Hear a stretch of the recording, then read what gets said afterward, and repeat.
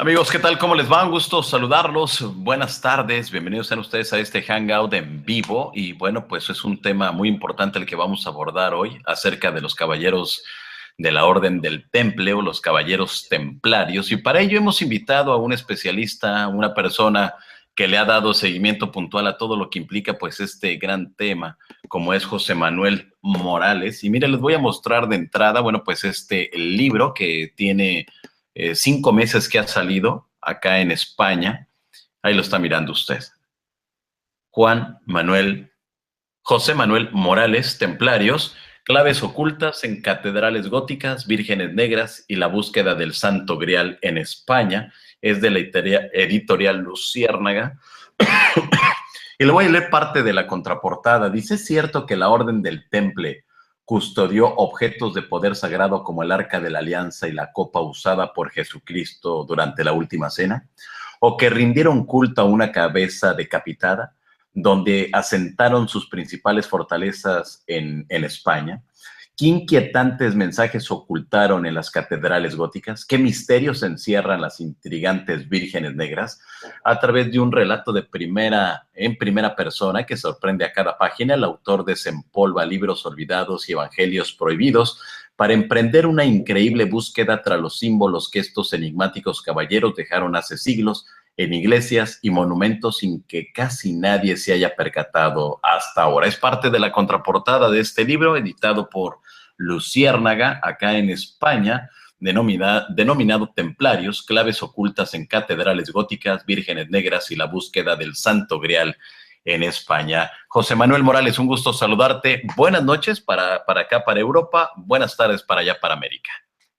Buenas tardes y buenas noches para todos los que nos estén escuchando. El gusto es mío, Joanan, de saludarte, ya que, bueno, pues sigo tu trabajo y la verdad es que te felicito por él. Estás haciendo grandes cosas allí en Sudamérica y ahora aquí en España. Así es, pues de verdad muchas gracias, José Manuel, por estar acá y aceptar esta invitación. Y bueno, a ver, José Manuel, ¿qué es eso de la Orden del Temple? La información que nos llega a nosotros allá a América es información ya sea en documental, ya sea en algunos, porque no todos los libros que se publican aquí en España llegan lamentablemente a América. Pero ese es el contexto general que nosotros tenemos allá en América de los Caballeros del Temple, nada más. Es decir, es muy limitada. Y a través de las redes sociales, a través de Internet, bueno, pues todo lo que tú quieras, ¿no? Pero el asunto es de que en muchas de las ocasiones esa información o le faltan pedazos de la historia o en muchas de las ocasiones esa información pues simplemente no está confirmada. En tu caso, José Manuel Morales, con este libro de Caballeros Templarios, cuál es el proceso de investigación y de estudio de esta orden del Temple? Bueno, pues en primer lugar fue documentarme buscando primero los libros de otros compañeros que se dedican al misterio o que bien investigan la historia de forma un poco heterodoxa, ¿no? Buscando siempre esa otra parte secreta de la historia, esa que tanto nos gusta a los que nos dedicamos a esto. Primero documentándome con esos libros, luego acudiendo a archivos que existen aquí en España, donde bueno, pues se encuentran en el apartado de órdenes militares, encontramos mucha documentación. Y luego acudiendo al lugar. Con la Orden del Temple tenemos el pequeño problema de que, como fueron declarados herejes y se eliminó toda la información que existía sobre ellos, o prácticamente toda, quedan muchísimas lagunas históricas.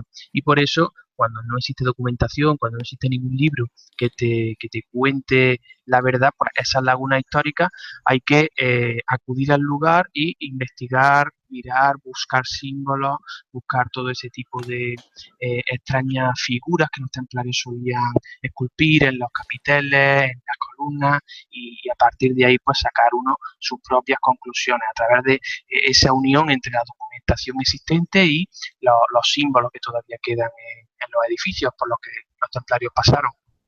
Claro, ahora que he tenido la oportunidad de recorrer algunas ciudades de aquí de tu país, aquí en España, de verdad que es impresionante estar en esos castillos, en esas fortalezas donde estuvieron los caballeros templarios. Son enormes, son fascinantes, pero como tú bien lo mencionas, hay símbolos que denotan mucha sabiduría. Pero al 2017 ¿Cómo debemos de entender esta orden del Temple? ¿Con qué lo podríamos comparar en estos momentos si es que hay algo con lo que lo podamos comparar? Pues yo casi que te lo compararía con los dueños de Google, de Facebook o algo así. Estamos hablando de una orden que en la Edad Media fueron tremendamente importantes, acapararon prácticamente todo el poder económico y político de la Europa medieval y a día de hoy, por hacer una similitud, tendríamos que compararlo eso con las compañías que se encuentran detrás de entidades como Google o como Facebook. Estamos hablando de que los templarios fueron los que pusieron la semilla de la banca moderna, es decir, el sistema capitalista que actualmente reside en Europa eh, proviene de esos primeros pasos que dieron los templarios. Tengamos en cuenta que ellos establecieron una serie de encomiendas por todos los lugares de peregrinación, por ejemplo en España en el Camino de Santiago o en Europa pues los caminos que llevaban hacia Roma o hacia Jerusalén y todo esto, estas encomiendas comenzaron a utilizarlas como si fueran sucursales bancarias. Es decir, ellos, antiguamente cuando tú hacías un camino de peregrinación, cuando tú ibas a Tierra Santa, tenías que llevar todas tus posesiones encima, porque si no te las robaban. Entonces, ¿qué es lo que hicieron ellos? Pues aprovechando que tenían esa red de encomiendas, tú podías ir, te valoraban pues, todos los bienes que tú entregabas o todo tu dinero lo entregabas en una de sus centros, de una de sus encomiendas y si tú habías entregado 100 maravedíes, pues luego cuando hacías camino de peregrinación ya no tenías que llevar el dinero en efectivo encima, sino que podías ir sacando cada día el dinero que ibas necesitando. Y acababa una encomienda templaria, sacabas 2 maravedíes y en el documento te sellaban que te quedaban 98. Entonces tú continuabas, al día siguiente seguías sacando y de esa forma pues creo que es bastante fácil encontrar similitudes con el sistema actual que tenemos cuando llegamos con una tarjeta de crédito a un banco y extraemos pues parte del dinero que anteriormente hemos ingresado. Y no solo eso, Joanan, sino que también fueron los primeros que tuvieron la idea de bajar los aranceles entre los distintos reinos donde ellos tenían encomienda, de forma que hicieron una especie de prototipo o de antigua comunidad económica europea. Es decir, que ellos ya tenían una serie de ideas muy avanzadas para su época que les permitieron acaparar muchísimo dinero. Bueno, hay también algunas teorías, si quieres luego las comentaremos sobre el origen de su fortuna, pero lo que sí que está claro es que tuvieron una gestión muy eficaz de los recursos, que eso les ayudó a tener todo ese poder económico y que también les ayudó a colocarse, a situarse en la cúspide del poder político también de su época, de la Edad Media. Se asegura que incluso pues la riqueza de los caballeros del Temple era de tal magnitud que le prestaban a algunos reyes. Algunas de las administraciones les prestaban ellos dinero para que siguieran operando. ¿Es así eso? Totalmente cierto. Ten en cuenta que los reyes de la época, bueno, se pueden hacer comparaciones también con los actuales, pero los reyes de la época estaban endeudados hasta las cejas. Estamos hablando de una época en la que no había dinero, la peste bubónica se había llevado por delante a gran parte de la población, la gente de los pueblos estaba muy empobrecida y los reyes no hacían más que estrujarlos, el clero también estaba muy corrupto, no hacían más que estrujar al pueblo llano, a los pobres trabajadores, sacándole hasta el último recurso que podían. Todo esto para ellos financiarse sus propios caprichos, como sus grandes construcciones, sus palacios, etcétera.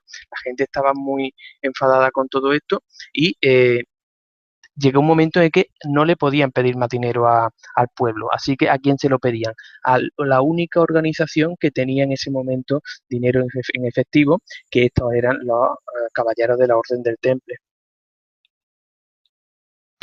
¿En qué momento de la historia surgen los caballeros? Ya nos has mencionado para custodiar, para cuidar, para proteger a los peregrinos. Pero ¿en qué momento, en qué situación vivía en ese momento el mundo que se conocía hasta ese instante? ¿Y cómo surgen los caballeros del Temple? Pues mira, todo comienza en Jerusalén, cuando Jerusalén al principio estaba en manos de los musulmanes, el clan de los abasíes era unos musulmanes que eran un poco, digamos, condescendientes con los cristianos que acudían a Tierra Santa, a Jerusalén, porque querían visitar los lugares donde había tenido lugar la pasión de Cristo. Pero llega un momento en el que estos abasíes son vencidos por por un ejército turco, y estos turcos ya son mucho más intransigentes. Estos ya no permiten a los cristianos acudir a los lugares de la pasión, ellos incluso los humillan, empiezan a hacer auténticas atrocidades a estos cristianos que peregrinan a Jerusalén, y entonces el Papa en Europa pues tiene que tomar cartas en el asunto, llama a una cruzada y los cristianos realizan esa cruzada. En 1099 los cristianos recuperan Jerusalén, pero a partir de ahí Jerusalén pues se quedan ahí unos cuantos caballeros custodiando, unos cuantos caballeros cristianos custodiándolo, se pone un rey cristiano que es Balduino, y en el 1118, cuando ya era Balduino II, el rey de Jerusalén, pues se presentan ante él un grupo formado por 9 caballeros, están liderados por uno de ellos que se llama Hugo de Payens, y estos 9 caballeros, sin demasiados lujos, algunos dicen que eran 9 desarrapados, eran tan pobres que por eso le llamaban los pobres caballeros de Cristo, pues le piden al rey de Jerusalén que se quieren establecer en un lugar muy concreto de su dominio, en las antiguas caballerizas del templo de Salomón, un lugar que, como sabemos, según la Biblia, pues es un lugar mítico. Ellos se quieren establecer allí e incluso hacen que desalojen a una orden de canónigos que estaba allí instalada, tienen que desalojar a estos canónigos porque ellos se empeñan en instalarse exactamente allí. A cambio, ellos se comprometen a cuidar a todos esos peregrinos que van a Tierra Santa, ellos se comprometen a cuidarlos. Pero claro, durante los siguientes años comprobamos que son solamente 9 caballeros, no integran a ningún caballero más, y es impensable que solamente 9 personas puedan hacerse cargo de los gigantescos caminos de peregrinación hacia Jerusalén. No solo eso, sino es que ni siquiera lo intentan. Durante los 9 siguientes años, a partir de 1118, estos caballeros, en lugar de integrar gente que les ayude a proteger los caminos, lo que hacen es concentrarse en una serie de trabajos arqueológicos. Es decir, que en vez de caballeros, en vez de luchadores, son más bien arqueólogos los que se han establecido allí en el Templo de Salomón. Y algo encuentran, comienzan a descubrir una serie de galerías subterráneas, y algo encuentran en esas subterráneas del antiguo Templo de Salomón que les hace auténticamente invencibles. A partir de 1125 regresan a Francia, regresan a Europa, y allí se hacen convencen, no sabemos cómo, al religioso más eminente de su época, que es San Bernardo de Claraval, un hombre muy influyente sobre toda la cristiandad y sobre todo sobre el Papa, y a partir de entonces consiguen todo lo que se proponen. A partir de entonces el Papa les declara, se funda una orden, se funda la Orden del Temple, precisamente en ese tiempo, en 1128, es cuando se funda oficialmente, aunque antes esos 9 caballeros habían estado haciendo esos trabajos, pero a partir de ahí es cuando San Bernardo de Claraval dicta una regla que es la que va a regir una especie de estatutos por lo que se va a regir esa orden. En 1128 se funda la orden y a partir de ahí sí que empiezan a adquirir nuevas adhesiones. San Bernardo les ayuda muchísimo, el Papa también le da una serie de privilegios increíbles, les concede incluso el privilegio de no depender de los reyes locales, sino que a partir de ese momento solamente tendrán que rendir cuentas al Papa, algo que claro hace que el resto de órdenes militares pongan el grito en el cielo, porque los caballeros teutónicos, los caballeros de San Juan del Hospital, no entienden por qué a los templarios sí se les dan esos privilegios y a ellos no. Y es que los templarios, como decía antes, como insinuaba antes, algo encontraron en ese lugar tan mítico, en ese templo de Salomón, que les hizo muy valiosos a ojos del Papa, algo que nunca sabremos probablemente en qué consistía.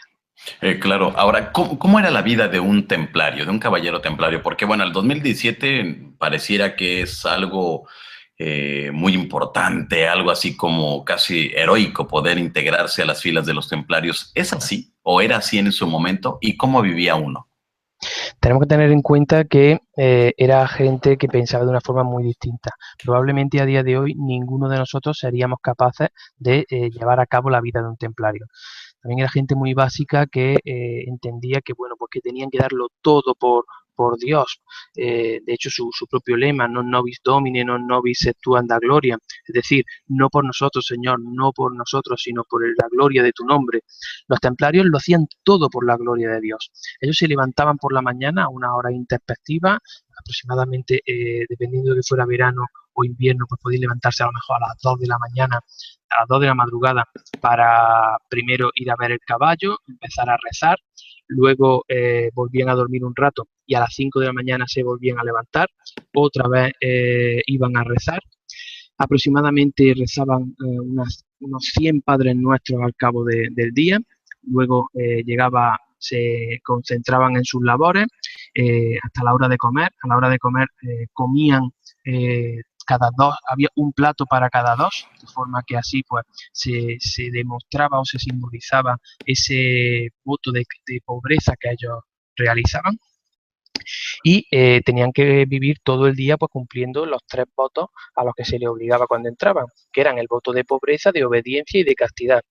Voto de pobreza, pues como decimos, el caballero que entraba se despojaba de todos sus bienes, todo se lo entregaba a la orden y a partir de ahí él no tenía ningún valor, todo era para la orden. De hecho, por eso es por lo que no se conocen, no se recuerdan los nombres de ningún caballero templario, o solamente de los 2 o 3 últimos, simplemente de los 9 primeros y de los últimos, pero simplemente porque se ha hecho las investigaciones históricas, pero no se recuerdan grandes héroes. Los templarios no eran individualistas porque eran en sí una orden y todo lo hacían por la orden.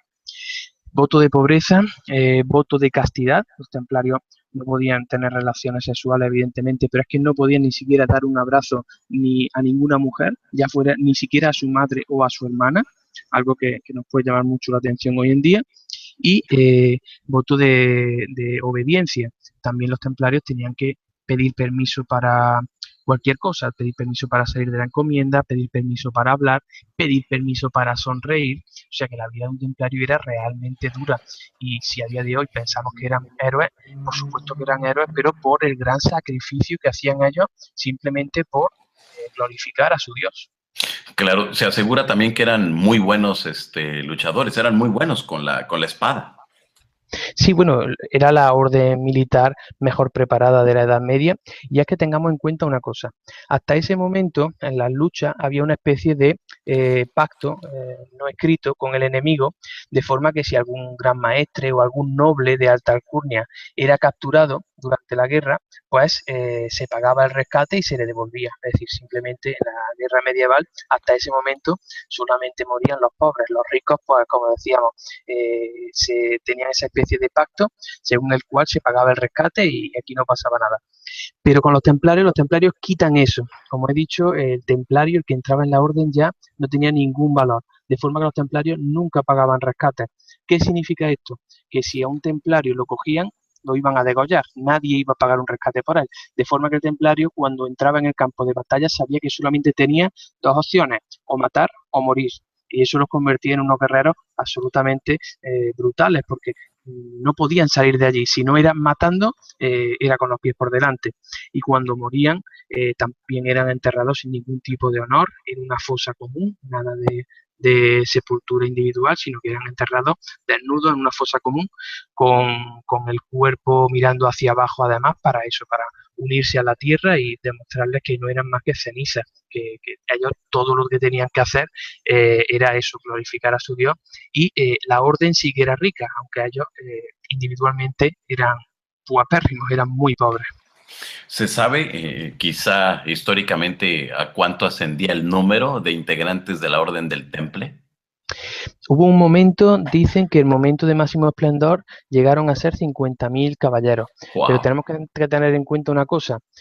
Cada caballero tenía unos ayudantes, tenía un sargento, tenía principiantes que le estaban también ayudando al caballero, es decir, que por cada caballero podía haber como 6 o 7 personas más alrededor, o sea que 50.000 caballeros podemos multiplicarlo por un buen número más de personas. Y también tenemos que tener en cuenta otra cosa, aparte de los caballeros, la Orden del Temple estaba integrada por artesanos, por maestros constructores, que los que construían las catedrales, por ganaderos. Ellos tenían una estructura muy eficaz que estaba basada precisamente en eso. Había eh, muchas funciones dentro de la encomienda y cada uno se encargaba, cada uno era especialista en una cosa diferente. Por lo tanto, aparte de los caballeros, que eran los que estaban en la guerra ganando territorio o bien defendiéndolo, había una serie de puestos muy diferentes y cada uno era bueno en su función. Ese fue precisamente otro de las claves del éxito de la Orden del Temple, que tenía además muy buenos contables, muy buenos administradores, buenos personas tomando notas y escribiendo esos conocimientos que ellos iban adquiriendo, o sea que era una estructura totalmente rica y muy similar a lo que hoy sería la estructura de una empresa multinacional. Volvemos un poco a lo que antes hemos hablado, volvemos a compararlo con las multinacionales que conocemos hoy en día. Claro, ahora llega un momento en la historia donde se les acusa de sodomía, se les acusa de escupir la cruz, que fue ya en la recta final cuando el rey de Francia, bueno, pues hace todo lo necesario junto con el Papa para destrozarlo, ¿no? Que algunos autores, algunos investigadores dicen que se trató de un robo, de un ultrajo hacia el patrimonio que tenían los caballeros del Temple en esos momentos. Pero se habla de rituales ocultos, de rituales en contra de lo que ellos venían diciendo, que era defender a la iglesia y el reino de Dios. ¿Es cierto eso? ¿O hasta qué punto esto se queda históricamente como un mito? A ver, ahí eso es otro de los grandes enigmas de los templarios. Lo que sí que tenemos claro es que parte de realidad hubo, eso es seguro. Lo que pasa es que, claro, también es cierto que todos estos rituales pues se podían entender más o menos como uno quisiera. El rey Felipe IV el Hermoso de Francia se enfadó con ellos por varios motivos. Ellos se creían tan fuertes, se creían tan intocables que se crearon enemigos muy poderosos como este rey Felipe IV el Hermoso de Francia. No supieron tener delicadeza con él. Por ejemplo, este rey quiso introducir en la orden a uno de sus hijos, ellos lo rechazaron. Luego quiso unir a los a los caballeros del hospital con los caballeros de la orden del Temple, los quiso unir bajo una sola orden militar y poner a uno de sus hijos como gran maestre de las dos órdenes unidas, y también lo rechazaron. Y el peor de sus errores fue que durante una revuelta en 1306 pues protegieron a este rey precisamente en su cuartel general en París, en la casa del Temple de París. Y entonces ahí fue cuando Felipe el Hermoso vio con sus propios ojos ese poderoso tesoro de la Orden del Temple. Así que a partir de ahí empezó a ansiarlo y se le ocurrió que la mejor forma de conseguir ese dinero, hacerse con ese dinero y de saldar las deudas que él mismo tenía con la Orden del Temple, porque este hombre estaba endeudado hasta las cejas, era precisamente eso. Si él destruía a los templarios, ya no tendría que devolver la deuda y encima podría apoderarse de todo su dinero y de todas sus posesiones. Y eso es lo que este hombre hizo. Entonces, ¿qué es lo que, qué es lo que él hizo? Pues inventarse la manera de poder deshacerse de ellos. ¿Cómo? Aprovechando el testimonio de dos caballeros expulsados de la orden, pues estos le dijeron todo eso que tú has comentado, Joana, que escupían a la cruz de Cristo, que habían jurado de la fe de Dios, que incluso decían que untaban a los bebés con grasa para comérselos. ¿Y qué es lo que hizo el rey? Pues mientras que estos caballeros expulsados de la orden habían ido por otros lugares, como por ejemplo por España, contando esto, y nadie le había hecho caso, como el rey Felipe IV estaba buscando cualquier excusa para destruirlo, pues sí que les hizo caso. Y entonces aprovechó estos comentarios. Pero claro, tenemos que tener en cuenta una cosa.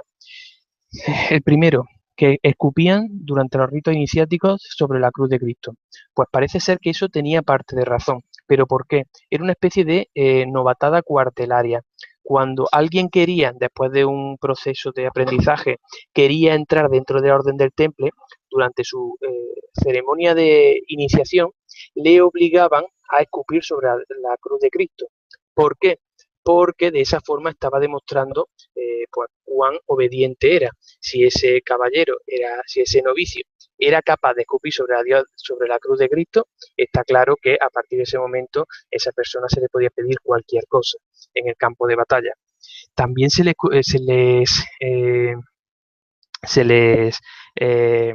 procesó por sodomía. También parece que había algo de razón, también parece que parte del rito iniciático consistía en eso, en darle un beso en la boca a su gran maestre, también como prueba de obediencia.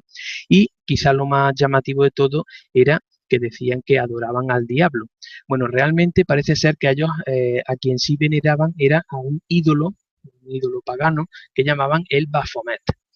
Nadie supo nunca describir qué era exactamente el Baphomet, porque aquellos que sí lo habían visto, aquellos que sí lo habían venerado, nunca hablaron. Durante los interrogatorios nunca abrieron la boca. Sin embargo, quienes sí contaban que sus hermanos estaban venerando a ese ídolo pagano, un ídolo que algunos aseguran diabólico, aquellos que nunca fueron invitados a las reuniones, a esos ritos iniciáticos, aquellos hermanos que se quedaban fuera y que dentro de las habitaciones donde se llevaban a cabo estos rituales, pues ellos veían, vislumbraban algo por la rendija de la ventana. Entonces, unos decían que era una especie de cabeza de gato, otros decían que era una cabeza con 3 rostros, una cabeza barbada con 3 rostros, y otros decían incluso que podría ser la cabeza embalsamada de San Juan Bautista, o incluso la sábana santa. Dicen que la doblaban de esa forma, de forma que la cara de Jesucristo quedara delante del novicio, del que estaba iniciándose en la orden del temple. Tampoco sabremos nunca qué era el Baphomet. Lo que sí que pensamos es que había varios Baphomets, no era solo uno, sino que en varias encomiendas había imitaciones o copias de este ídolo pagano. Y eso lo sabemos porque cuando llegaron los hombres del rey, las tropas reales, entraron en la fortaleza del Temple de París, encontraron una especie de relicario de metal con forma de cabeza que ponía caput número 58, es decir, traducido, cabeza número 58, lo que significa que si eso era el Baphomet, significa que en la otra encomienda había por lo menos 57 cabezas más, pero nunca sabremos exactamente por qué rezaban a esa cabeza o qué pretendían. Claro, pues qué interesante esto que nos estás comentando. Yo recuerdo que ahora que he estado acá en tu país, estuve en el castillo de Ponferrada, donde se asegura que estuvo guardado tanto arca de la Alianza como el Santo Grial. Hasta ahora, dinos, aquí voy a poner algunas de estas imágenes que logré captar con la cámara para que la gente, bueno, pues vaya mirando esto que estoy mencionando. Lo voy a regresar el video. Y bueno, pues miren, aquí está. Este es el castillo de Ponferrada, allá en la ciudad de León, aquí en España. Y es un lugar fantástico, ¿no? Un lugar precioso, un lugar donde nos mencionaban que se consideraba que había sido guardado estos dos elementos, tanto el Santo Grial como el Arca de la Alianza. Dentro de esta investigación que tú realizas, veo que, bueno, pues no solamente es este castillo, sino que hubo muchos donde se aseguraban esto, ¿no? Era como una leyenda urbana, como una leyenda que cada persona en aquella época le daba su justa dimensión a partir de todo lo que habían escuchado. Pero, ¿qué podemos concluir de eso? ¿Realmente la Orden del Temple tuvo estos elementos tan importantes para el cristianismo? Bueno, cada uno de esas dos reliquias, que serían probablemente las dos más importantes de la cristiandad, cada una de las dos tiene una relación con la Orden del Temple.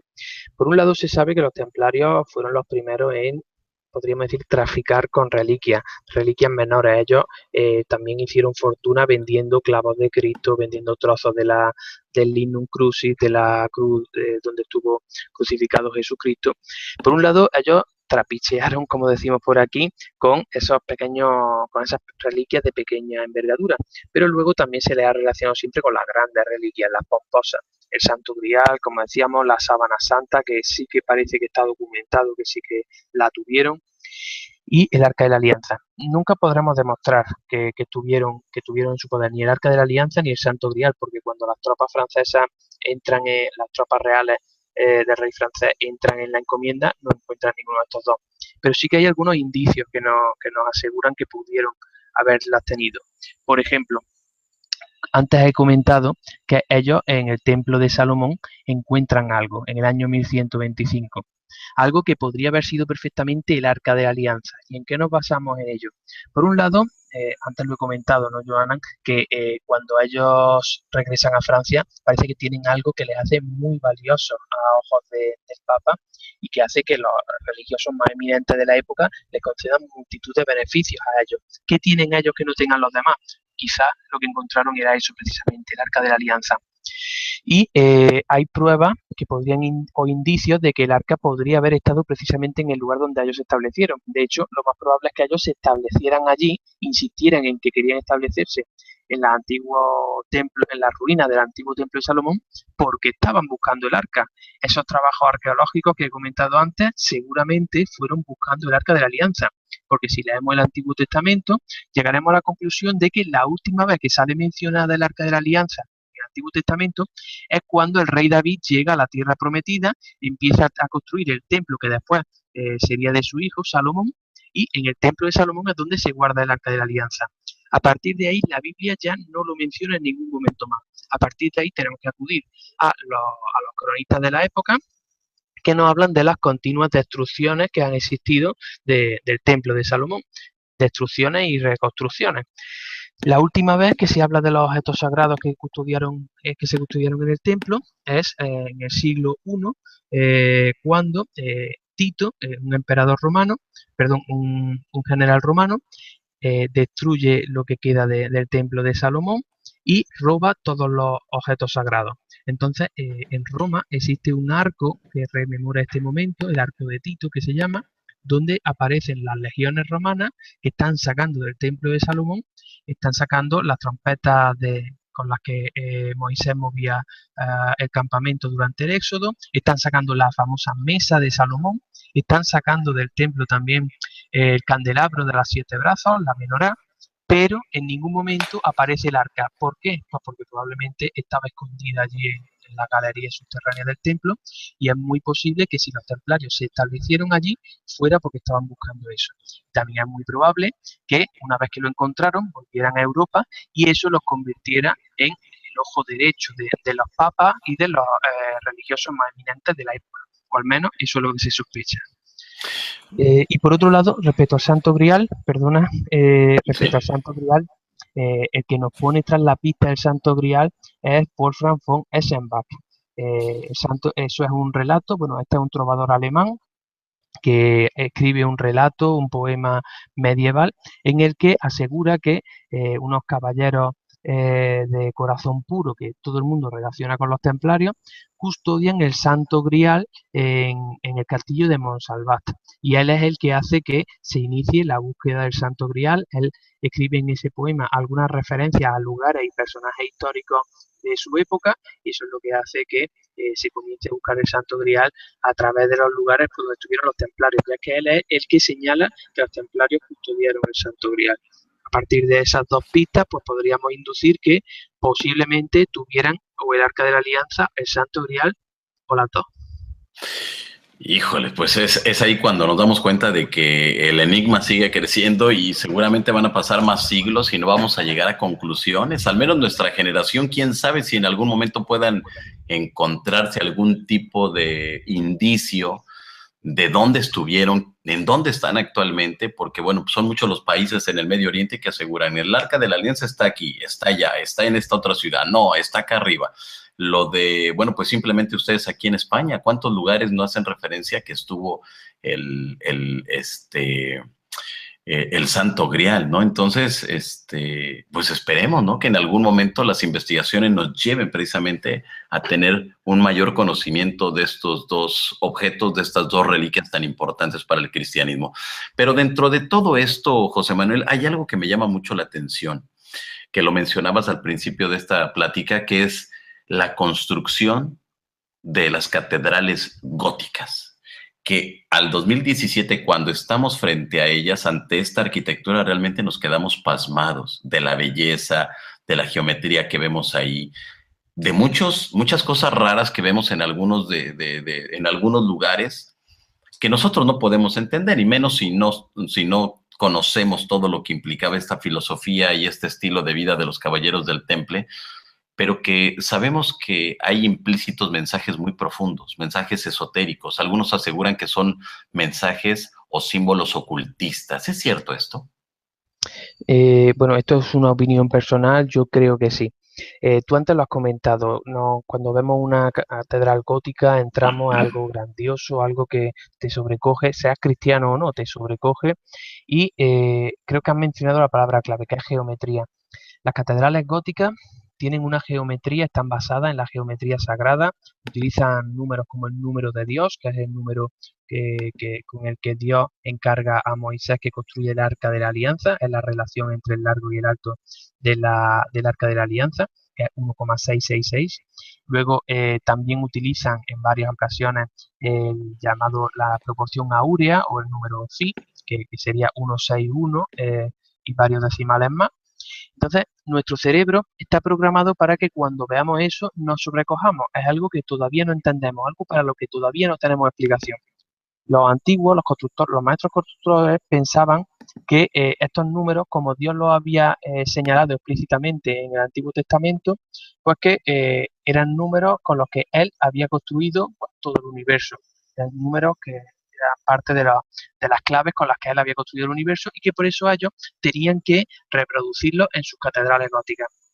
Y de hecho, algo que yo defiendo en mi libro es que las catedrales góticas son una especie de condensadores gigantescos de energía, son reproducciones gigantescas del Arca de la Alianza. Están construidas con las mismas proporciones, aunque a una escala mucho mayor, y en ellas se pretende, de alguna forma, incluir o, diríamos, condensar toda la energía del universo.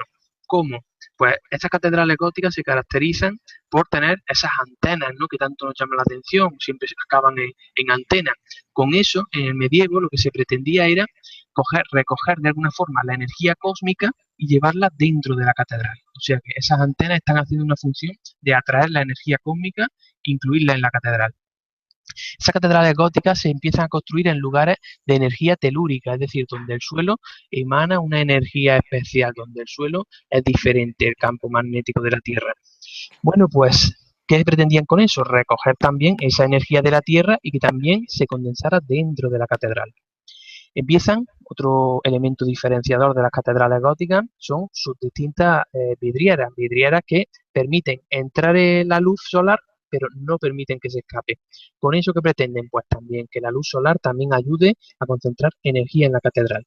¿Y cuál es el momento de máxima concentración energética? Durante la misa. Durante la misa están los hombres, están las mujeres participando en la misa, eso hace que también se aporte una energía humana, un calor humano, y el momento clave sería a las 12 de la mañana, que además es la hora, curiosamente, de mayor incidencia solar, la hora que normalmente se hacía siempre en la misa, y cuando el cura pedía a la gente que participara, a los feligreses que cantaran con esto, con esta energía acústica, se estaban reuniendo dentro de un edificio todos los tipos de energía que se conocían entonces no se conocía la energía eléctrica. Entonces, ¿qué es lo que podía hacer el cura para que allí se produjeran estados alterados de conciencia, para facilitar que la gente entrara, como podríamos decir, en estado de trance?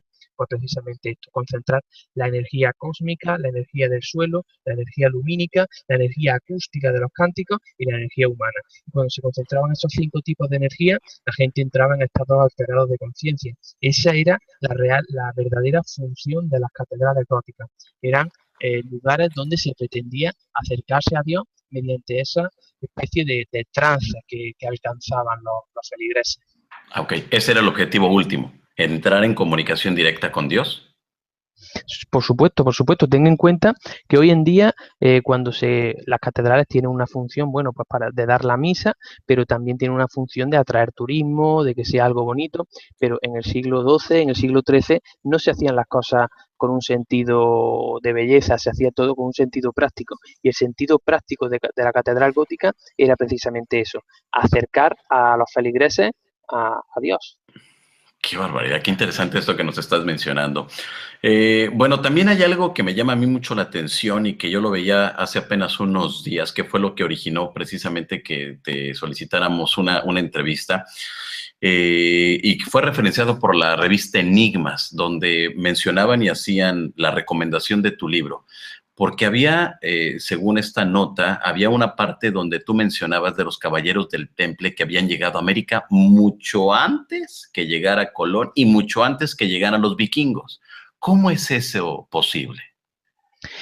Bueno, pues porque pienso que una de las hipótesis que tiene mayor fuerza, respecto al origen del dinero este que te comentaba antes de los templarios, ya te decía antes que los templarios tuvieron muchísimo dinero, pero hasta un punto que no nos podemos ni imaginar. Se cree que ellos fueron quienes financiaron esas catedrales góticas y se cree que durante el siglo XIII financiaron o pagaron la construcción de al menos 80 catedrales y no menos de 500 abadías. Estamos hablando de un movimiento de piedra que no se ha visto ni en el antiguo Egipto en tan pocos años. Y todo eso tiene que pagarlo alguien. Ese alguien fueron los templarios. Y ese dinero tenía que salir de algún sitio.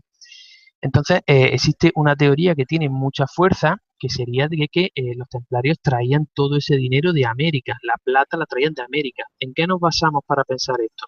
Pues fíjate, nos basamos, Joanan, en varios indicios. Por un lado, los templarios tenían su puerto principal en La Rochelle. La Rochelle es una ciudad francesa que se encuentra en la costa atlántica. En un momento en el que no se sabía que existía América, bueno, allí sí lo sabíais, pero aquí en Europa no lo sabíamos. En ese momento en el que todo el comercio estaba en el Mediterráneo, no tenía ningún sentido tener en la otra costa, en la costa atlántica, un puerto que además estaba muy bien protegido. ¿Por qué los templarios protegían también ese puerto en la costa atlántica? Es posible que para proteger su secreto. Por otro lado, estamos hablando de un momento en el que ya se habían agotado todas las minas de plata, tanto europeas como africanas. No había plata en Europa y sin embargo los templarios no paraban de acuñar su propia moneda de plata. ¿De dónde sacaban la plata si en Europa y en África no había? El único lugar donde había plata en ese momento era América. Y por otro lado, bueno, pues la construcción de esas catedrales que, como decíamos, de algún sitio tenían que sacar tantísimo dinero, que parecían estar bebiendo de una fuente inagotable de plata, y el único lugar era ese, precisamente, Sudamérica. Luego, de hecho, existen varias crónicas de cuando los conquistadores españoles llegaron hasta allí que aseguran bueno, pues que parece como que antes de llegar Cristóbal Colón habían sido visitados, como tú bien dices, no por los vikingos, sino por gente europea. ¿En qué nos basamos? Pues fíjate, por ejemplo, yo soy de Córdoba, en Córdoba, España, es donde Cristóbal Colón habla con los reyes católicos para ofrecerles, para proponerles su plan de ir a buscar, como sabemos, a buscar comercio con las Indias, y la historia oficial nos dice que accidentalmente descubre América, pero ese plan, esa historia, tiene muy pocos visos de ser cierta. Cristóbal Colón era un aventurero, era un buscavidas. En ningún momento pienso yo que los reyes católicos hubieran dado un tantísimo dinero, tantísimas flotas, tantísimos hombres a un buscavidas, a alguien que no tenía ninguna prueba de que iba a encontrar algo. Entonces está claro que es que Cristóbal Colón había encontrado una cartografía templaria en los archivos de la Orden de Calatrava, y que esa fue la que le enseñó a los reyes católicos. Y le dijo, aquí pone que vamos a encontrar América, y que si encontramos América o encontramos un nuevo continente, entonces no tenía nombre, pues voy a haceros muy ricos. Esa es la única explicación posible de que los reyes católicos le concedieran todos estos recursos a Cristóbal Colón. Pero es que hay más.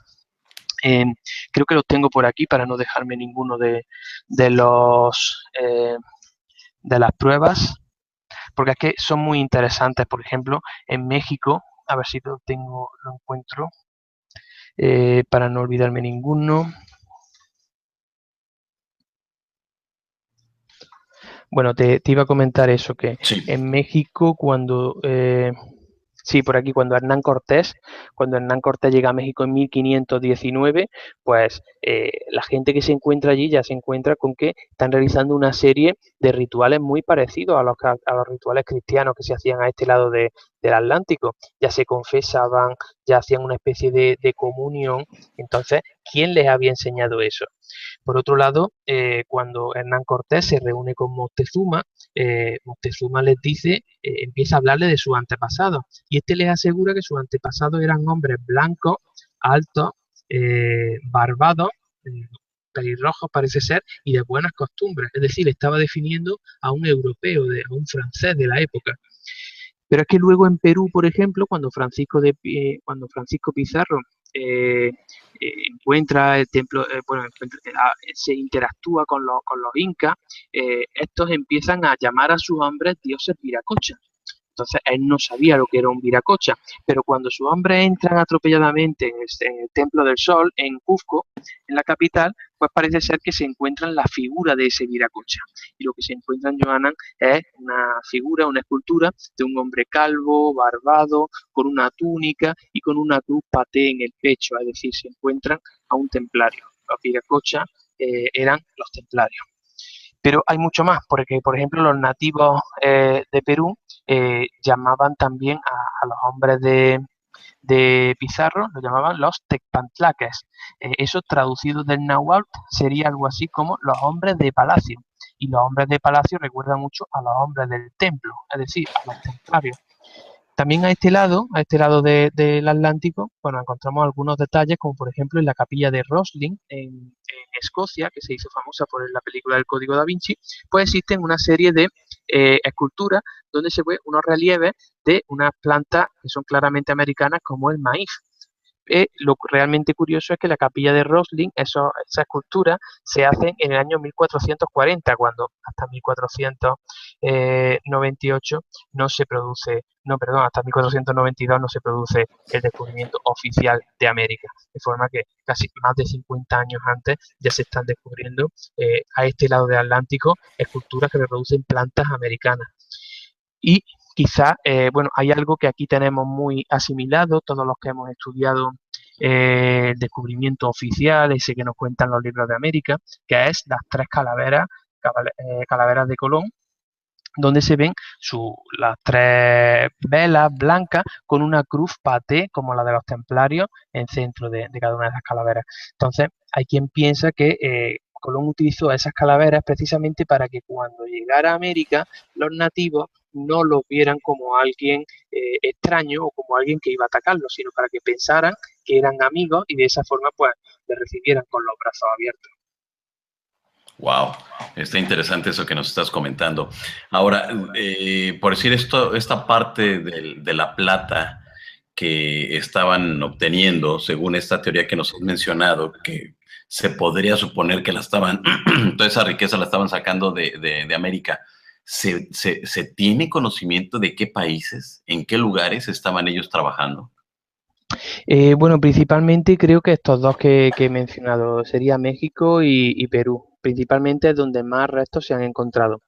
No obstante, a ver, existen algunas historias que circulan por internet, no están probadas, pero por ejemplo hace más de una década pues corrió el rumor de que se había encontrado donde fue en el cono sur de Argentina, un templario congelado. Yo nunca he visto ese templario, no he visto ninguna fuente oficial que lo confirme, pero es curioso que se empiece a hablar de este tipo de cosas, por ejemplo, en Argentina.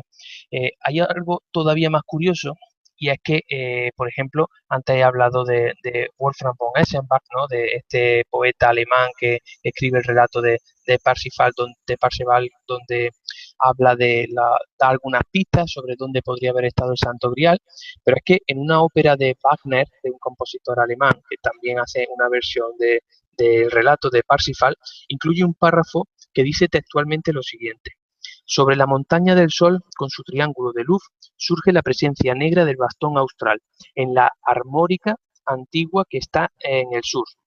Solo Parsifal, por los mares irá, por los tres caballeros de número impar, en la nave sagrada y con vaso del Santo Grial. Por el océano Atlántico un largo viaje realizará, hasta las puertas secretas de un silencioso país que Argentum se llama y siempre será. Es decir, fíjate, solamente en este párrafo hay tres referencias muy claras y muy curiosas. Y esto lo escribe un alemán aproximadamente en el siglo XIX. Por un lado, habla de armórica. Está claro que está refiriéndose a América. Además, cuando dice armórica, que en el sur está, se refiere a América del Sur. Por otro lado, nos habla de los tres caballeros del número impar. Es decir, nos está haciendo referencia a los 9 caballeros primigenios que fundaron la Orden del Temple, a los templarios. Y lo más curioso de todo, habla de un silencioso país que Argentum se llama. Argentum fue el nombre original de Argentina. Pero es que es más, luego en ese mismo texto de la obra de Parsifal, pues también hace referencia al bastón de mando, que curiosamente no se descubrió hasta 1931. O sea que estamos hablando, y además también sabemos que en esa zona de la provincia de Córdoba, Argentina, por el cerro de Uritorco, pues existen algunas capillas con forma octogonal que, bueno, siempre ha sido relacionada este tipo de arquitectura con la orden del temple. Incluso parece ser, yo no he estado, pero por lo que he leído, parece ser que hay cruces templarias incrustadas en sus paredes. Por lo tanto, países donde es posible que estuvieran los templarios, pues serían esos tres: Argentina, México y Perú. Híjoles, tremendo esta información. Recuerdo yo que En Uruguay había, en una de las zonas costeras, había la clásica cruz de los Caballeros del Temple. No tengo aquí las imágenes, las tengo en la oficina, pero de verdad que al momento que yo las vi dije, bueno, pues esto es de los Caballeros Templarios. Dice, yo ganan acá, nadie sabe qué es esto. Pero pues estamos viendo claramente una evidencia de que son piedras muy antiguas, que nadie sabe quién fue la persona que las haya tallado, pero que está claramente, bueno, pues esto que te estoy mencionando, ¿no? La cruz templaria. Ahora, Joana, sí, perdona que te interrumpa, porque creo que es interesante. Cuando antes he comentado que las tropas reales asaltan la encomienda templaria, atrapan a todos los templarios, y te dije que no encontraron el Arca de la Alianza, no encontraron el Santo Grial, no te he comentado que tampoco encontraron ese fantástico tesoro que unos meses así antes es, así el es. rey Felipe IV había visto con sus propios ojos. Ese tesoro se perdió para siempre. ¿Por qué? Probablemente los templarios estaban avisados de que iban a sufrir ese complot en contra, que les iban a ser atacados precisamente esa misma noche y por eso pusieron a salvo ese tesoro. Bueno, pues ese tesoro, esa misma noche, cuenta la leyenda que partió desde el puerto de La Rochelle, desde este puerto que te he comentado que tenían en el Océano Atlántico. Desde ahí partieron 12 buques, eso sí es algo que está demostrado. No se sabe cuál fue su cargamento, pero probablemente estaban pues repletos de oro y de joyas. Y ese tesoro se sospecha o existen tres posibles destinos. Unos hablan de que pudo escaparse hacia Escocia, hacia ese lugar que está relacionado con la capilla de Roslin que te he comentado antes. Otros dicen que podría haber huido hasta Portugal y haberse puesto a salvo de sus enemigos en Portugal. Y hay una tercera teoría que nos dice que ese tesoro, si quisieron ponerlo totalmente de forma inalcanzable para que el rey Felipe IV nunca pudiera poner su garra sobre él, existe una tercera teoría que dice que ese tesoro, esos 12 buques, viajaron hasta América y que fue en América del Sur donde aún a día de hoy se encuentra en una gruta o en algún sitio oculto ese gran tesoro templario. Así que bueno, es una hipótesis, tampoco podemos demostrarla, pero existe la teoría de que posiblemente o existe esa posibilidad de que algunos templarios viajaran con ese tesoro, escondieran el tesoro y bueno, pues ya se quedaran allí a vivir con los autóctonos. Claro, he escuchado también a personas o a investigadores que aseguran que también ese tercer punto que tú mencionas dentro de estos tres que acabas de mencionar, el último, de que ese cargamento había llegado a América, pero que aseguraban que lo que podríamos considerar actualmente Massachusetts en Estados Unidos era donde había llegado todo ese oro. ¿Tú tienes referencia de eso? Bueno, a partir de ahí claro, tenemos que tener en cuenta que se tarda, que es más corto el viaje hasta Massachusetts que hasta América del Sur, pero realmente si estudiamos un poquito la navegación y tal en aquella época, realmente a partir de, para viajar a América en aquella época había que aprovechar las corrientes alisias y demás, era más fácil que hubiera llegado hasta Sudamérica. Haber llegado hasta Massachusetts, bueno, es otra opción. De hecho, hay algunas series también americanas, algunos documentales que hablan de tesoros templarios escondidos en Norteamérica y demás, pero bueno, creo que todos son hipótesis. La verdad es que no tenemos ninguna evidencia ni que hubiera llegado a Massachusetts, ni a América del Sur, ni siquiera a Portugal o a Escocia. Hasta ahora no se ha encontrado nunca el tesoro templario. Podría estar en cualquiera de esos 4 puntos. Y tampoco se sabe a cuánto ascendería actualmente esas divisas, ya monetariamente hablando, ¿verdad? Hombre, probablemente se hayan devaluado mucho. Si estamos hablando de moneda del siglo XV, pues se habrán devaluado mucho, aunque también tenemos que tener en cuenta que en aquella época lo realmente valioso era el material del que estaba hecho. No es como si se perdieran monedas a día de hoy, sino que el material ya tenía un valor. Y si eran monedas de plata, pues no sé cuánto sería, pero sí tenemos que tener en cuenta que si con ese dinero se habían construido cientos de monumentos, prácticamente 100 catedrales, etcétera, pues estaremos hablando de miles y miles de dólares. Exactamente. José Manuel, ¿todo esto a qué nos lleva? A considerar entonces que tenemos un gran enigma, un gran misterio con los caballeros templarios, que pareciera que hay una gran deuda con ellos. Mira, yo la conclusión que saqué después de acabar el libro es que los templarios Felipe IV el Hermoso y el rey y el Papa Clemente V acaban con ellos, los matan, los queman en la hoguera. En el año 1314, pues ya de Molé arde frente a la Catedral de Notre Dame, dándole, bueno, pues ese final dramático a los caballeros del Orden del Temple, ese final romántico, inigualable prácticamente de película. Pero yo mi conclusión a todo esto es que aunque parezca que a priori ellos son los que pierden, realmente ellos son los que ganan. Porque que a día de hoy alguien como yo haya escrito un libro sobre ellos, que a día de hoy nosotros estemos aquí hablando a, bueno, pues a la 1 de la madrugada en España, por la tarde en México, que estemos hablando para todo el mundo de los Caballeros del Orden del Temple, yo creo que es su gran triunfo, que después de tantos siglos, ese grupo, ese pequeño grupo de 9 hombres que fue creciendo de forma exponencial, que luego fue perseguido de una forma brutal y que tuvo ese final tan dramático, realmente que a día de hoy todavía lo recordemos, que recordemos el nombre ya de Monet, que recordemos el nombre de Godofredo de Charnay, que recordemos todas sus proezas en Tierra Santa, sus grandes victorias en el campo de batalla, que recordemos esa vida tan dura que tuvieron. Yo creo que ese es el gran triunfo. Si nosotros, Joana, si tú y yo consiguiéramos que dentro de 7, 8 siglos alguien estuviera hablando de nosotros en un programa que ya no se hará por videocámara, se hará de otra forma, no tenemos ni idea cómo, pero si conseguimos que sigan hablando de nosotros, yo creo que habremos conseguido un gran triunfo. Pues sí, porque estamos hablando más de 700 años en que fue disuelta la Orden del Temple, 700 años, y a 700 años de distancia seguimos hablando. Y mucha gente sigue publicando, como en tu caso, que este 2017 has publicado este libro de Templarios, claves ocultas en catedrales góticas, vírgenes negras y la búsqueda del Santo Grial en España. Y que es un tema que gusta mucho. Yo cuando llegué a España, una de las primeras cosas que quería ver eran los castillos, porque en América, o al menos en México, tenemos el castillo de Chapultepec, pero no tiene nada que ver con el asunto de allá del 1100, del 1200, cuando más o menos es la etapa en que son construidos la mayoría de los castillos y fortalezas acá en Europa. Pero me queda muy claro que el simple hecho de pensar, el imaginarnos que son construcciones de más de 800 o 900 años de antigüedad que están ahí de manera imponente, imagínate la cantidad de historias, tanto de los caballeros del Temple como todo lo que ha sucedido en cada uno de estos edificaciones. No, está claro que, y eso lo habrás sentido tú también, si eres un poco sensible a estas cosas, parece como que esas paredes hablaran, ¿no? Esos lugares, además los castillos siempre han sido pues escenario de asedio, de muerte, de resistencia, de heroicidad, y yo creo que todo eso se transmite. Y quizás es algo de lo que hace especialmente atractivas estas construcciones.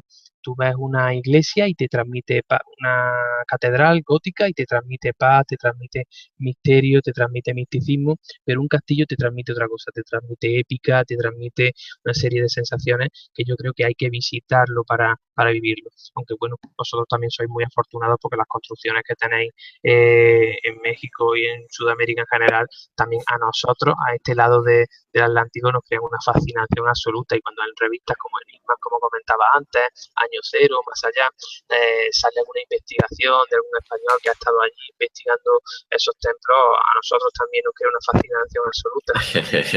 Claro, desde luego, sí, porque bueno, pues nosotros nos maravillamos con lo que tienen ustedes acá, pero ustedes se maravillan con lo que nosotros tenemos allá, o sea, es de ambas partes, ¿no? Oye, José Manuel, pero ahora entremos en esta parte, de favor, me gustaría, de las vírgenes negras. Se hablan que las vírgenes negras sería un enigma, un misterio exclusivamente de los caballeros del Temple. ¿Es cierto? Bueno, ellos son los que lo introducen en Europa. A partir de ahí, una vez que ellos lo introducen, ya no es exclusivo de ellos, pero sí que ellos son los inventores, podríamos decir. Las vírgenes negras, si alguno de nuestros espectadores pues lo tiene en mente, estamos hablando de la imagen de la Virgen María sentada con el niño Jesús en su regazo. Pero aunque a día de hoy, bueno, creo que la Virgen Negra que más fácilmente tendrán en mente será la Virgen de Guadalupe, es muy conocida en Sudamérica. Pero las vírgenes templarias, las del siglo XII, las que ellos introducen en Europa durante el siglo XII, normalmente estaba la madre sentada con el niño en su regazo mirando al horizonte. Y esas vírgenes, si las comparamos con la iconografía de Isis, la diosa egipcia, con su hijo Horus sentado en el regazo, nos daremos cuenta que son exactamente iguales. Es decir, ¿a qué conclusión nos lleva esto? Nos lleva a la conclusión de que los templarios lo que hicieron fue que aprendieron, cuando viajaron a Egipto, aprendieron el culto a Isis, lo tomaron como suyo, y como no podían traerlo a Europa y no podían rezar a Isis porque hubiera sido tachado de herejía antes de lo que fueron, pues ¿qué es lo que hicieron? Lo camuflaron. Entonces disfrazaron a Isis de Virgen María. Y realmente las vírgenes negras lo que hicieron fue eso, camuflar el culto a Isis a ojos de la iglesia. Ellos no podían rendir culto a una diosa egipcia.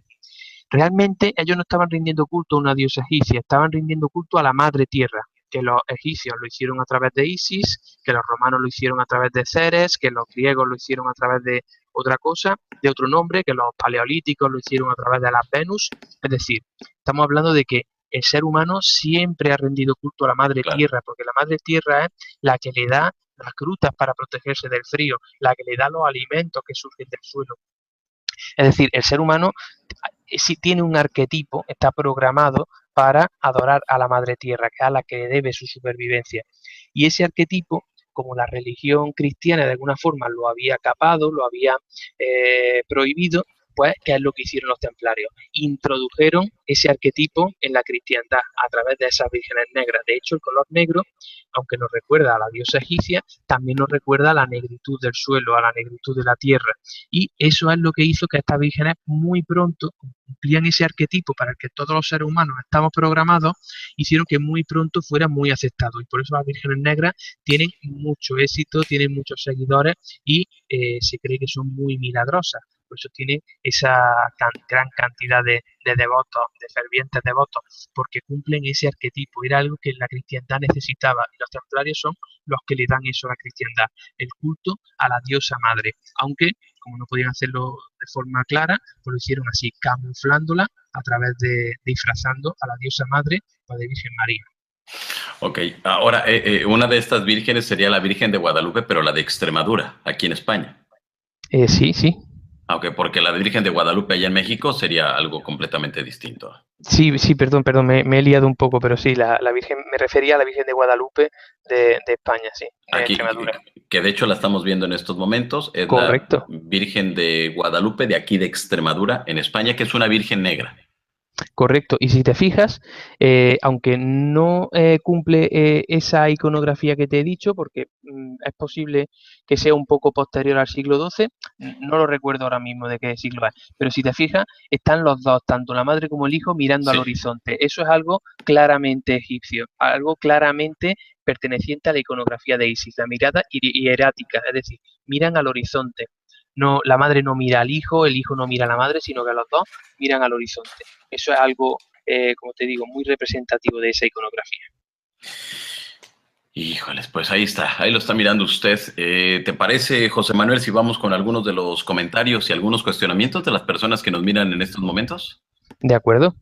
Bueno, pues estamos conversando con José Manuel Morales, él es el autor de este libro que tengo en mis manos, Templarios. Si usted es de América, lo puede conseguir a través de internet, es donde usted lo puede comprar. Si es aquí en España, ¿en dónde se puede comprar de manera física aquí en España?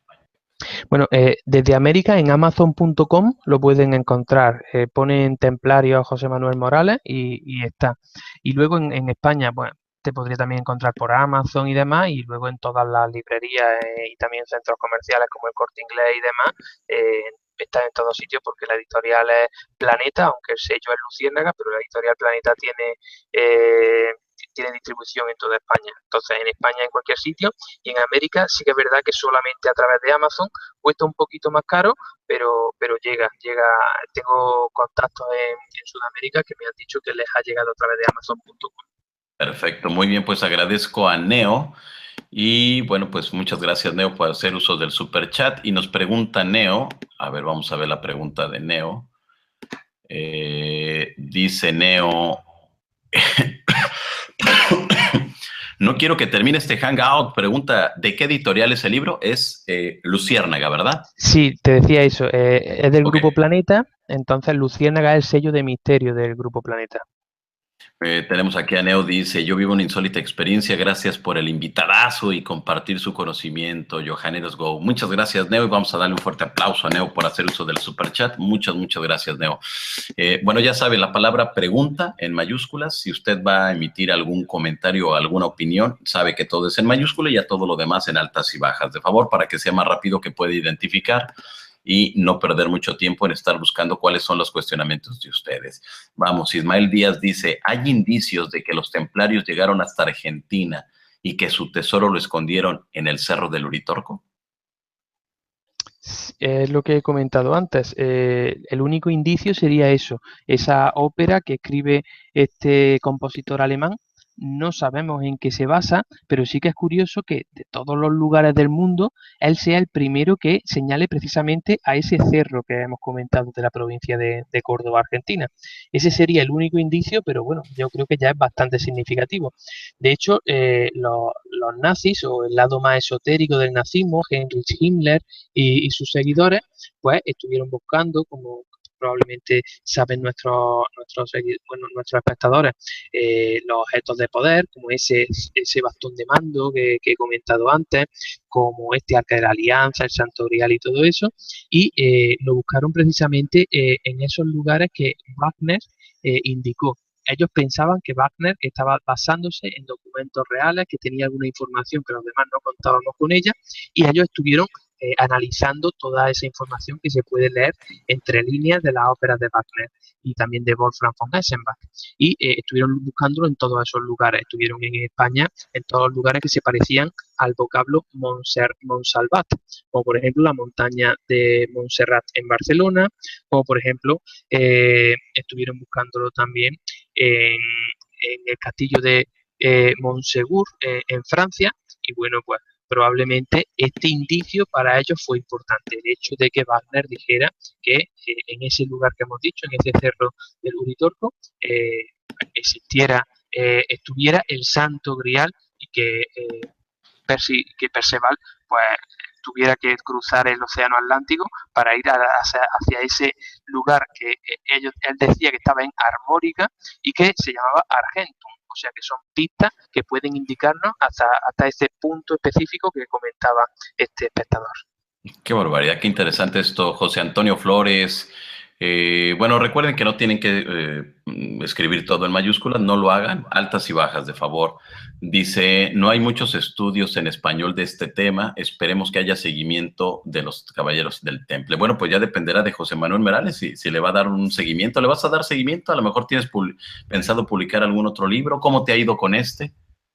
Bueno, este ha ido fantástico, la verdad que solamente tiene 5 meses, como has dicho al principio en la Ajá. calle, pero ha funcionado muy bien.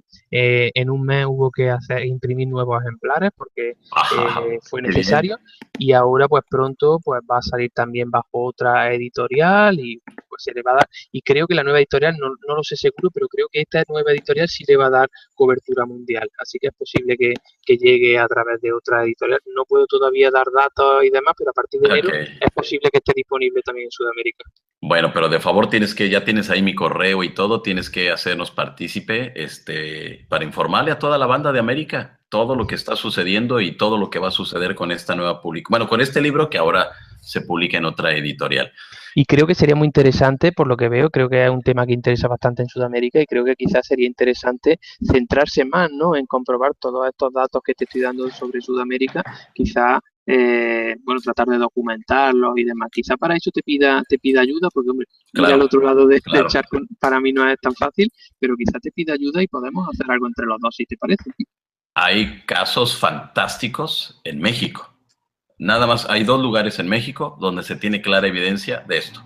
Por eso a mí me llama mucho la atención, porque son lugares que desde hace mucho tiempo en México se veneran, son lugares muy especiales, son lugares que la historia y la arqueología tradicional simplemente guarda silencio porque no puede darle una explicación. 2 lugares, al menos en México, y este otro que te mencionaba en Uruguay, donde están estos enclaves, ¿no? Que la gente a través de las redes sociales me manda, me pregunta, pero pues hay que ir hasta el lugar, hay que hacer la investigación y hay que hacer todo lo necesario. Y me encantaría que pudiéramos echarlo a andar porque hay mucho material, mucho material.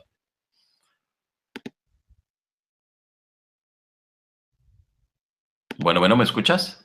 Sí, sí, sí. Ah, ok, perfecto. Tengo No, por sí, aquí. simplemente decirte que sí, que adelante. Perfecto. Lula dice, ¿qué prueba? Ah, no, eso ya te lo había preguntado. Deja que se actualizáramos aquí. Dice de Demon o Demons, Jesús de Nazaret sería Horus. Em, A ver, estamos diciendo que cuando los templarios imitan la iconografía de Isis con su hijo Horus, estarían reproduciéndola, disfrazando o camuflando a la Virgen María como si fuera Isis y a Jesús, no a Jesús de Nazaret, bueno, al niño Jesús, a Jesús pequeño, lo estaría disfrazando o camuflando de Horus. En ese sentido, sí. Bueno, de hecho, también tenemos que tener en cuenta una cosa. Sí. El cristianismo siempre ha usado lo que se dice, lo que se llama como sincretismo, es decir, que ellos han aprovechado algunos ritos antiguos, algunas tradiciones antiguas y simplemente las han transformado. Y es cierto que en algunos puntos la tradición asemeja la historia de Horus con la historia de Jesús de Nazaret. Entonces, bueno, pues existen algunos puntos en común. Lo que pasa es que creo que eso sería un tema para extendernos ya. Ahí sí que como entremos ya en la vida de Jesús, ya estamos hasta mañana por la mañana. Eso sí, Prensa Total te dice, bueno, te pregunta, ¿los templarios por su presencia en Tierra Santa fueron influenciados por la cultura y religión musulmana? Por supuesto, los templarios, si algo hicieron bien y que a la vez mal, fue precisamente eso, que estuvieron siempre en la frontera. Y ellos, como eran unos grandes comerciantes, nunca se cerraron a comerciar con musulmanes, a comerciar con judíos. Tengamos en cuenta una cosa, y ahí sí que podemos hacer otra conexión con lo que ocurre actualmente, igual que Estados Unidos, bueno, pues por un lado combate al ISIS, pero por otro lado pues le puede vender armas, pues los templarios hacían lo mismo. Ellos, por un lado, combatían al musulmán, pero por otro lado, si le compraba, hacían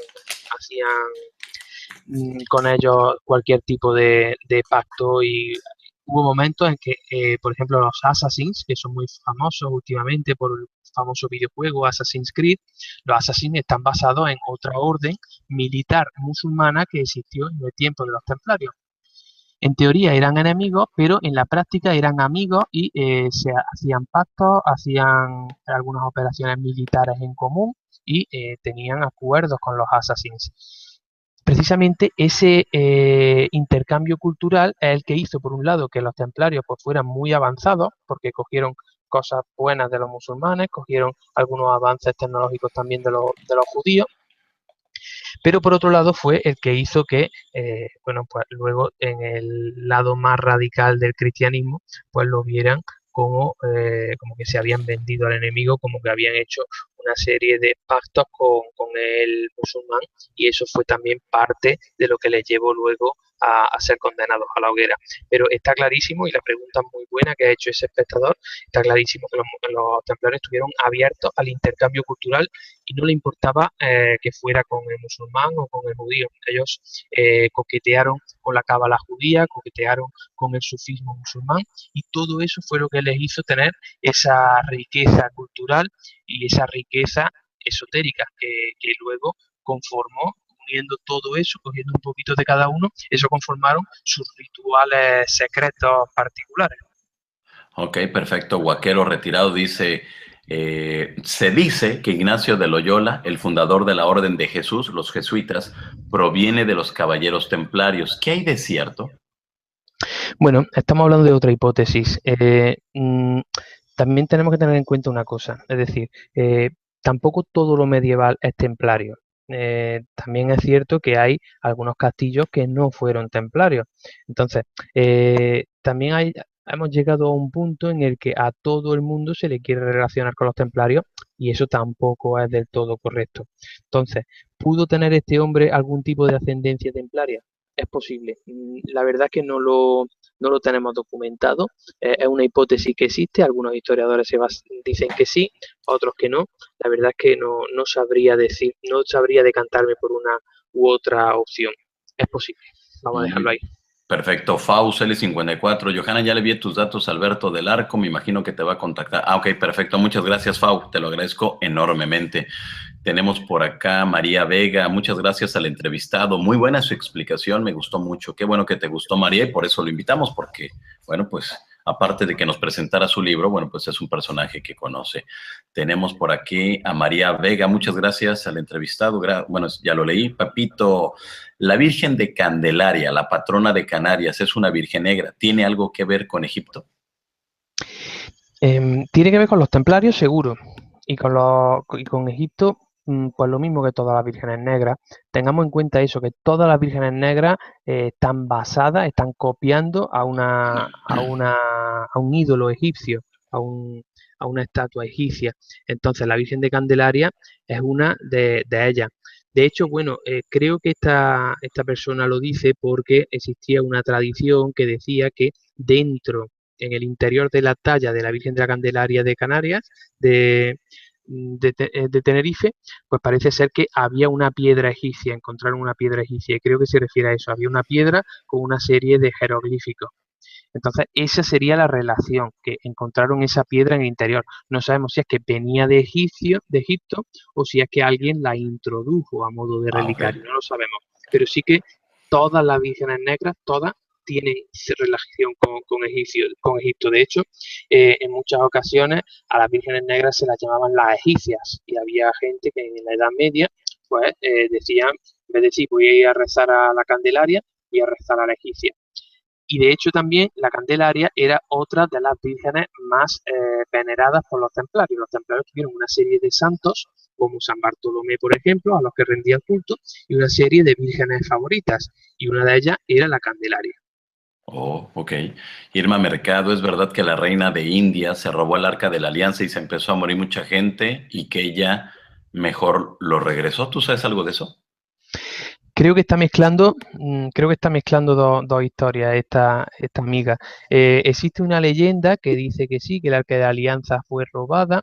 Y luego lo que sí tenemos en la Biblia, existe también la historia, donde nos hablan de la historia del Arca de la Alianza. El Arca de la Alianza, como te dije antes, se pierde su rastro en el siglo 9 antes de Cristo, cuando el rey David llega a la tierra prometida, construye el templo de Salomón y allí la deposita, y allí ya se pierde. Pero antes parece ser que tuvo un periplo en el que los israelíes pues la perdieron. Los filisteos vencieron a los israelíes, le robaron el Arca de la Alianza, y cuando cuando los filisteos llevan el Arca de la Alianza a su templo, lo colocan delante de su dios, que es el dios Dagón, un auténtico coloso, y cuenta la leyenda que justo al colocar el Arca delante, por el poder del Arca, ese coloso gigantesco se cae, se derrumba, se rompe en mil pedazos. A la mañana siguiente, esa estatua gigantesca aparece con las manos cortadas, la cabeza decapitada. Nadie sabe quién ha sido, todos culpan al Arca, pero es que durante los 6 meses siguientes se producen una serie de desastres naturales, de plagas, que hacen que el pueblo de los filisteos pues lo pase fatal, y ellos sí que acaban devolviendo el arca a los israelíes. Y yo creo que este amigo o esta amiga que ha hecho este comentario, creo que se estaba refiriendo a esa historia, que igual la ha mezclado con los indios. Ok, tenemos a Ricardo. Entonces, el Santo Grial que está en España, ¿de dónde proviene? ¿De los templarios o quién lo llevó a España? Y se supone que también el manto de Turín, los templarios eran dueños de él. Respecto al manto de Turín, eso sí que parece que está documentado. ¿Me ves? Sí, sí, ahí está. Ya te decía eso, que respecto al manto de Turín sí parece que está documentado. Durante la Cuarta Cruzada, hasta entonces estaba en Constantinopla. Durante la Cuarta Cruzada desaparece, y luego aparece, unas décadas después de ser eliminados los templarios, aparece en casa de la familia de un alto mandatario templario, de los descendientes de Godofredo de Charnay, uno de los que son quemados delante de la Catedral de Notre Dame en 1314. Entonces, parece ser que es que los templarios, efectivamente, eso sí parece estar documentado, sí que tuvieron el manto de Turín o la sábana santa, como la llamamos aquí. Y por otro lado, me preguntaba por el Santo Grial. Santo Grial o la copa donde vivió Jesucristo durante la última cena. En España tenemos dos posibles santos griales, uno en León y otro en Valencia. Cada uno de los dos tiene una trayectoria diferente.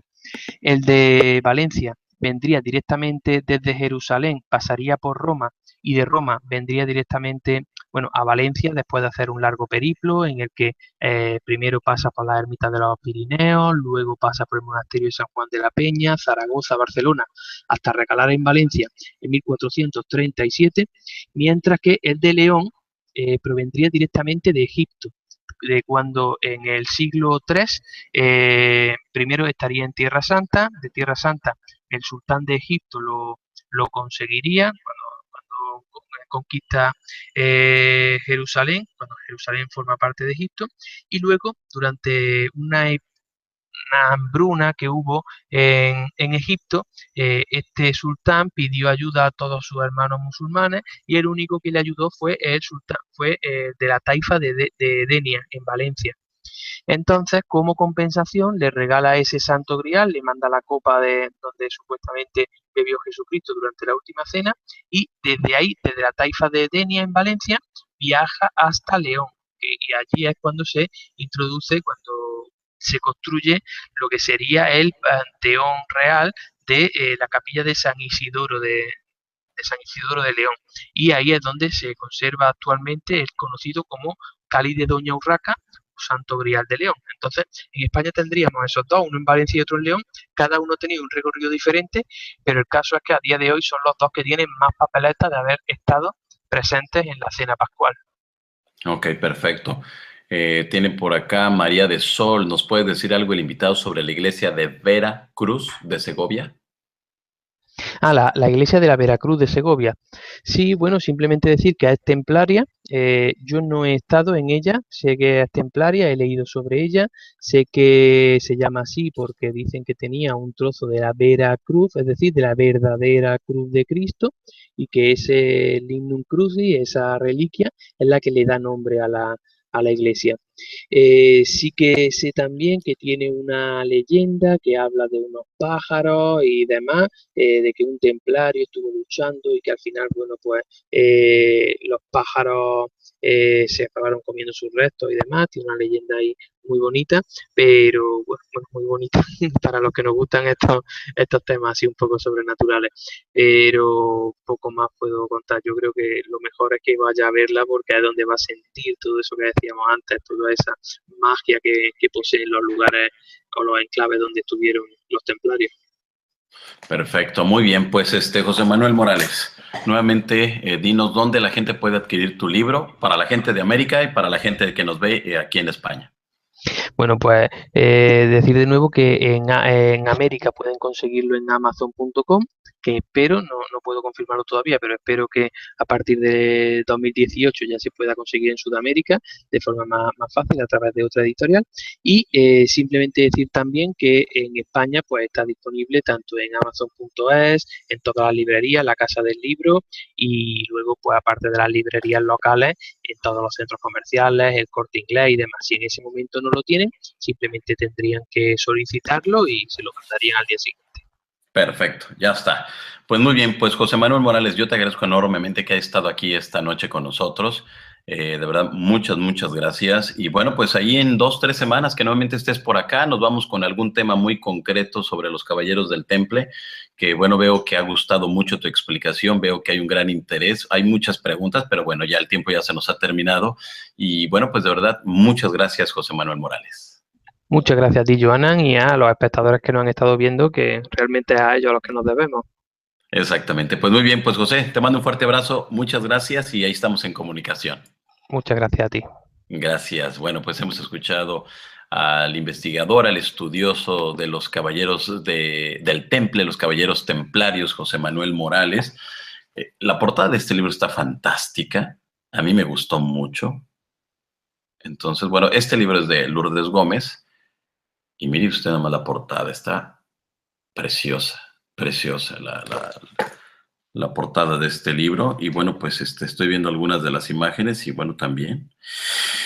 Ah, qué caray, hombre. Pues pues hay que leerlo todo y hay que estar muy al pendiente. Vienen muchos lugares, muchos enclaves, muchas pistas, mucho de todo. Y son de esas cosas que realmente valen la pena leer y sobre todo porque vienen los lugares donde podemos ir, que eso también está muy, muy padre, ¿no? Y pues está muy bonito. Ahí si tiene usted oportunidad, bueno, pues adquiéralo, ya sea a través de Amazon o a través de eh, alguna otra empresa que venda los libros por internet para que usted pueda estar ahí muy al pendiente de todo lo que implica pues este gran tema de los Caballeros del Temple. Bueno, usted que me viene en estos momentos, si todavía no forma parte de la gran familia de Johanan Díaz, suscríbase a este canal. Es la oportunidad, es una suscripción gratuita, es una suscripción que si usted le gustan todos los misterios, los enigmas, al momento que yo subo un nuevo contenido o al momento que yo inicio una transmisión a través de Hangout, bueno, inmediatamente usted le llega la notificación. Entonces, bueno, pues así que pues yo lo invito de verdad a que se sume, a que se suscriba, a que invite a más personas que les gusten los misterios, a que se integren. Y